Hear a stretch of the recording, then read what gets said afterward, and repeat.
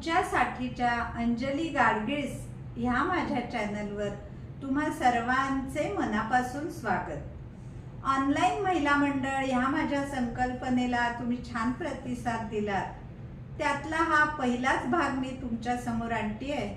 मैत्रीचं हितगुज, मैत्रीसाठी घ्यावे लागणारे एफर्ट्स, ह्यासाठी जिवलग ग्रुप मधील मैत्रिणींचे विचार आपण आज ऐकणार आहोत आणि त्यातून आपणही आपली मैत्री कशी वाढवावी, फुलवावी, टिकवावी अशा सर्व वयात उपयोगी पडणाऱ्या टिप्स आपल्याला कळणार आहेत। तुमचेही विचार, तुमचीही याबद्दलची मतं किंवा छोटे व्हिडिओ मला जरूर पाठवा, शेअर करा। त्यासाठी मी माझा व्हॉट्सॲप नंबर आणि मेल ID तुमच्याबरोबर शेअर करणार आहे। व्हिडिओ शेवटपर्यंत नक्की बघा।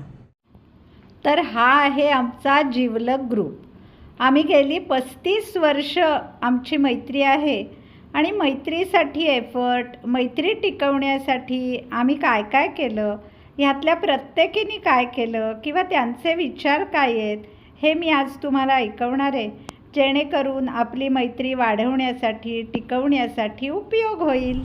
मैत्र म्हटलं तर खूप सोपा विषय आणि म्हटलं तर खूप अवघड विषय। लहानपणी जी मैत्री होते तेव्हा आपण की मला ती मुलगी आवडते की नाही, माझे आणि तिचे विचार जुळतायत की नाही, यातला कुठलाच विचार करत नाही। ती मैत्री आपसूक होणारी असते। पण जसे आपण पुढे जातो, मोठे होतो, आपले विचार पक्के होत जातात, तसं आपल्याला वेगवेगळ्या मैत्रिणी, मित्र भेटत जातात आणि काहींचे स्वभाव आपल्याला खूप आवडतात। असं वाटतं मला आवडेल ह्या माणसाशी मैत्री करायला, त्याचे विचार ऐकायला, त्याच्याकडून काही शिकायला। कदाचित तो माणूस तितका मोकळा नसतो, तो इतका सहजतेने मैत्री करत नाही। मग काय आपण करता येईल आपल्याला, तर काही काळांनी आठवणींनी फोन करणं, त्या माणसाला काही मदतीची गरज आहे, आपल्याला माहिती आहे की बरं नाही आहे, तर मी तुझ्याकरता काही मदत करू का हे विचारणं। एखादा नाटक, सिनेमा किंवा गाण्याच्या छान कार्यक्रमाला जाताना त्या व्यक्तीला फोन करून विचारणं की तुला आवडेल का माझ्याबरोबर यायला। या अशा सगळ्या गोष्टी आपण करू शकतो। खऱ्या मैत्रीकरता एक खूप छान कविता वाचनात आली होती, ती मी तुम्हाला वाचून दाखवते। मित्र-मैत्रिणी वेडेच असतात, केव्हाही येतात केव्हाही जातात, मनाची दारं उघडीच टाकतात। आपल्या सुखात खळखळून हसतात, आपल्या दुःखात पिळवटून रडतात। मित्र-मैत्रिणी वेडेच असतात। जवळची नाती सुद्धा परकी होतात, दिलं घेतलं हिशोबात अडकतात।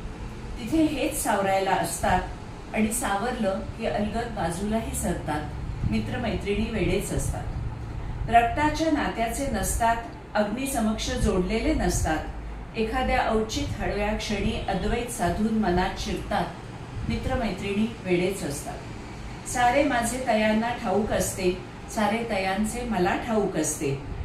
कोठे काय बोलायचे उमजलेले असते आणि काय ओठांच्या आत हवे माहीत असते।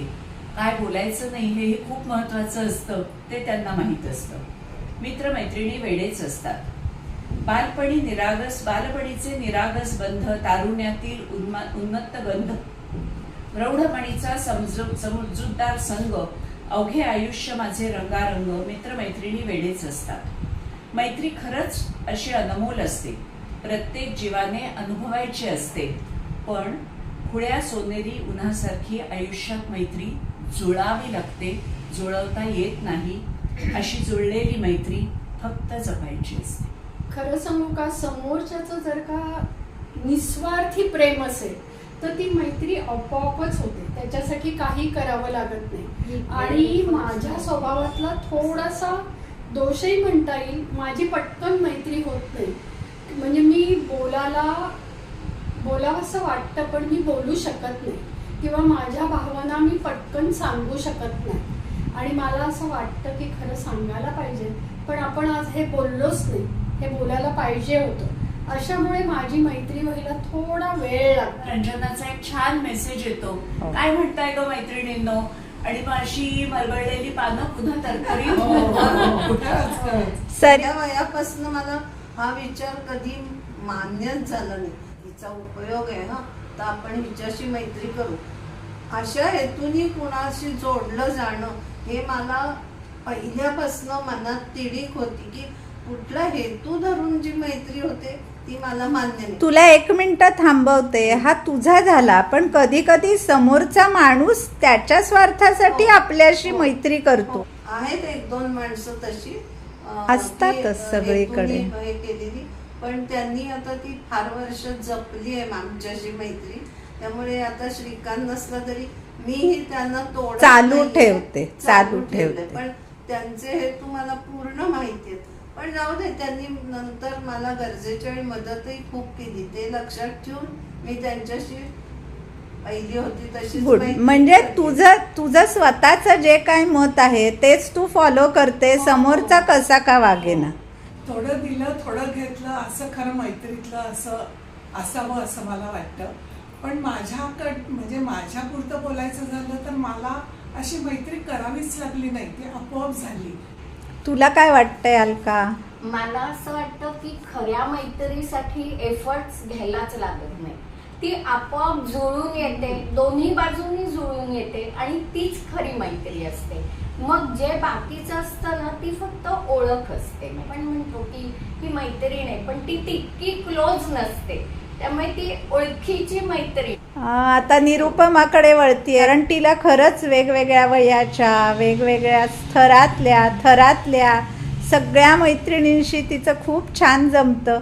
तेव्हा तिने हा शब्द वापरला होता की मैत्रीसाठी एफर्ट्स घ्यावे लागतात. तो माझ्या डोक्यात पक्का बसला होता आणि तुम्हा सगळ्यांशी हे शेअर करावं असं मला वाटलं, म्हणून हा व्हिडिओचा प्रपंच. त्या दिवशी मी म्हटलं खरं की एफर्ट्स घ्यावे लागतात, पण मी कधी स्वतः कुठल्याही मैत्री करता एफर्ट्स घेतलेला नाही आहे. ऑर्गॅनिकली ही म्हणली तशी आपसूक जी मैत्री झाली त्यात सगळ्या माझ्या मैत्रिणी आहेत आजपर्यंत. अगदी लहानपणापासूनची पण माझी मैत्रीण आहेत की त्याच्याकरता मी तिला सारखे फोन करायला पाहिजे, कॉलेजमधल्या मैत्रिणी तरच आमची मैत्री टिकते असं अजिबात नाही. अजूनही आमची तितकीच घट्ट मैत्री आहे आणि मैत्रिणींशिवाय खरंच मी राहू शकत नाही. पण अशी निस्वार्थी मैत्री आणि ऑर्गॅनिकली झालेली अशी. आणि मैत्रीसाठी ना खूप वेळेला आम्ही भेटतोय की खूप फोन करतो, असं काही लागत नाही ना, तू सांग. निस्वार्थीपणे प्रेम करा मैत्रिणीवर आणि ती जी मैत्री असेल ती कायम टिकते. सरिता पण मैत्री टिकायला दोन्ही बाजूनी तेवढी आज पाहिजे त्याची. तर ऐकलेत आमच्या जिवलग ग्रुपचे विचार. आपण समाजप्रिय आहोत, माणसांशिवाय मैत्रीशिवाय आपण राहू शकत नाही. शेवटी मैत्रीसुद्धा थोड्याफार प्रमाणात गिव्ह अँड टेक आहे, पण त्याचा अतिरेक नको. स्वार्थी मैत्रीपासून दूर राहा. मित्रांकडून फार अपेक्षा ठेवू नका. तुम्ही स्वतःसाठी म्हणून त्यांना मदत करा. मैत्रिणींनो, नेक्स्ट एपिसोड आहे साडी मनापासून, नक्की बघा. धन्यवाद.